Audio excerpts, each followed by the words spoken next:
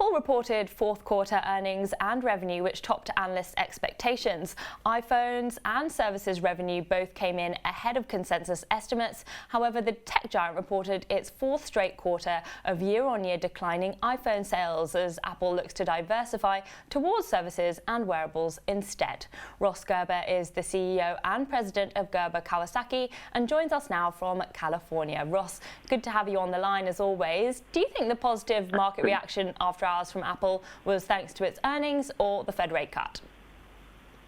No, I mean, that has to do with earnings and the fact that Apple, delivered another solid year, albeit not a year of growth, but a year of transition to exactly what you're saying, to being a company where growth will be derived from services and wearable, and hopefully they've now stabilized the iPhone business.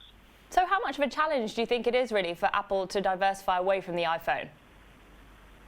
I don't think it's that hard for them to diversify away from the iPhone, and all their new products have been a huge hit with young people, especially like the AirPods have been really successful, and watches have been very popular among older people actually, that they care about health and fitness a lot. And so wearables has done very well for Apple as well as services.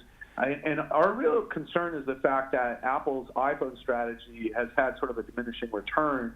But we like the lineup this year because they actually have a lower priced iPhone as their flagship, the iPhone 11, which is really incrementally the same as the iPhone XS. But then they have a high-end iPhone Pro for the millennials that have to take the best pictures for Instagram.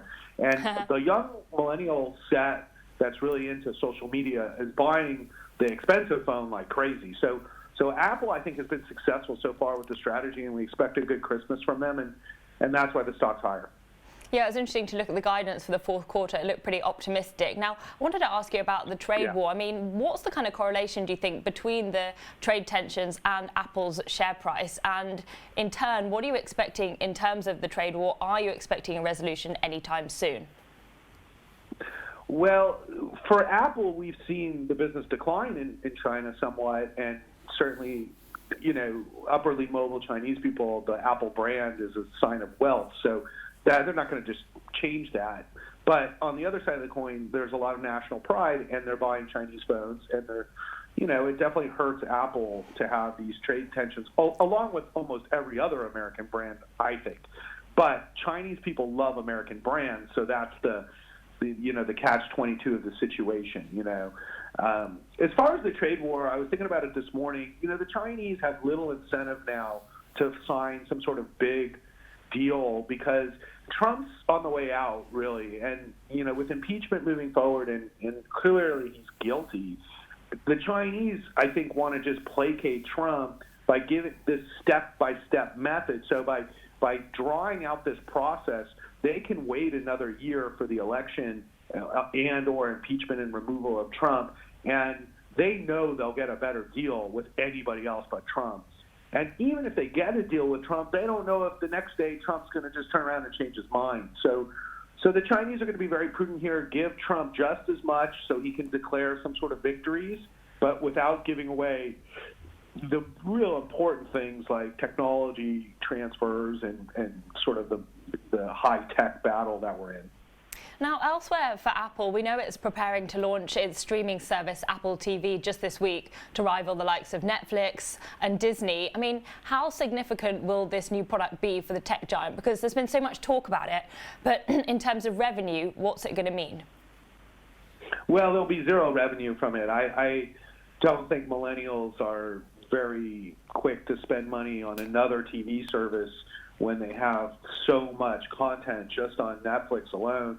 And with Disney Plus launching, which is must-have content, people are really pumped about that. But Apple's strategy isn't to sell the TV shows. It's simply an add-on to get people to buy iPhones.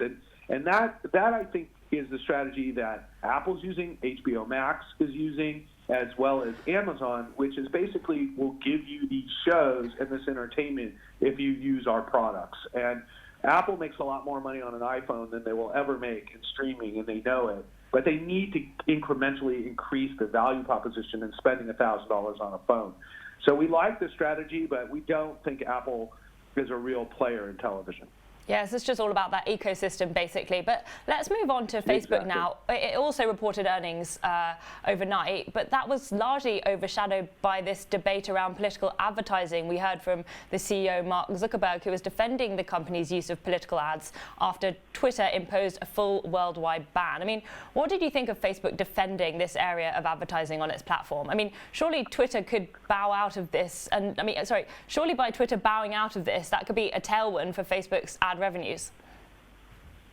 Well, yes and no. I think when you look at the world of most hated people, you guys have Boris Johnson on your list, but we have Trump and Mark Zuckerberg on our list. And Zuckerberg is one of the most amoral, unemotional. I said in an interview the other day, I think he's not even a human being. He might just be a robot. And he really only cares about money. Every week he sells $100 million of Facebook stock. He's wealthier beyond dreams. He doesn't care about any of the implications of what's happened on his service, how many people have died because of misinformation in combat zones or ISIS recruiting or live shootings. It all helps him sell more advertising. And he's basically created a monopoly where we all almost are forced to use Facebook. Like, I've tried to just get rid of Facebook, but to some degree, I do have to go on it once in a while for work or for my band, for example, for events. And if you want anybody to see anything, you have to pay them something.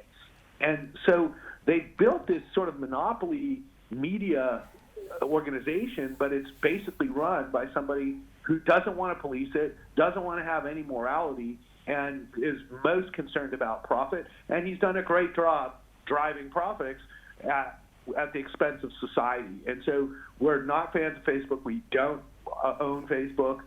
We don't recommend Facebook because we think, especially if the next administration is Democrat, they're going to crack down on Facebook so hard, and it's about time.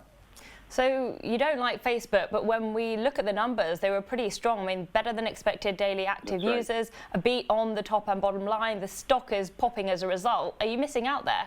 That's right. Well, no, because Facebook actually hasn't gone anywhere since we sold it at around 185.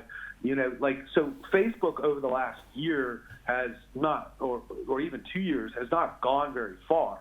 I think part of life is not, I don't have to make money off everything. I don't make money on cigarettes, for example, and so I kind of look at Facebook as the new cigarette. So yeah, they've figured out a monopoly to, I have to spend a certain amount of money on Facebook despite not wanting to at all, but if people want to see my posts and people are on Instagram, so what am I going to do,